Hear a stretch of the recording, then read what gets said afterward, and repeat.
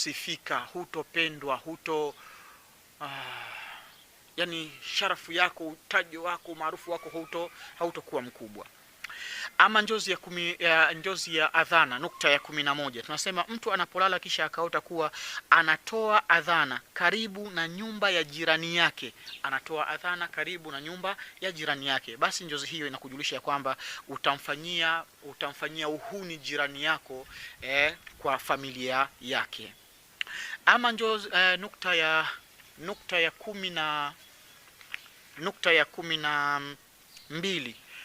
12 ya njozi ya adhana, tunasema mtu anapolala kisha akaota kuwa ametoa adhana baina ya kundi la watu,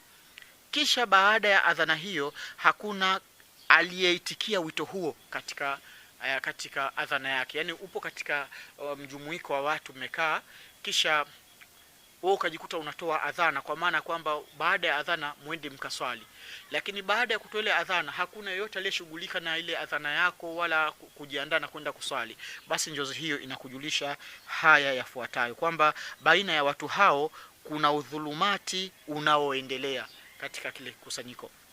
Na hapo tunapata hata maneno yake Allah tabaraka wa taala aliposema fa'adhana muadhin bainahum an la'natullah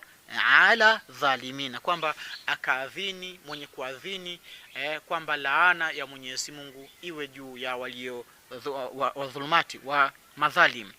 Ama nukta ya 13 ya njozi ya adhana, tunasema mtu anapolala kisha akaota kuwa ametoa adhana na akakimu sala, basi njozi hiyo inamjulisha haya yafuatayo: utasimamisha sunna ya bwana mtume Muhammad sallallahu alaihi wasallam na utaifisha bid'a. Ama njozi ya 14 ya nukta ya 14 ya njozi ya adhana, tunasema mtu anapolala kisha akaota kuwa mtoto wake anatoa adhana, basi njozi hiyo inamjulisha kwamba mzazi atatengwa mbali na uongo. Ama nukta ya 15 ya njozi ya adhana, tunasema mtu anapolala kisha akaota kuwa kamuona mfungwa akitoa adhana na akakimu sala, basi njozi hiyo inakujulisha haya yafuatayo: jambo lako litasimama vizuri na utasifika kwa sifa njema. Ama nukta ya 16 ya njozi ya adhana, tunasema mtu anapolala kisha akaota kuwa anatoa adhana katika mlango wa nyumba yake mwenyewe, basi njozi hiyo au juu ya kitanda, basi njozi hiyo inakujulisha haya yafuatayo, kwamba ajali yako imekaribia.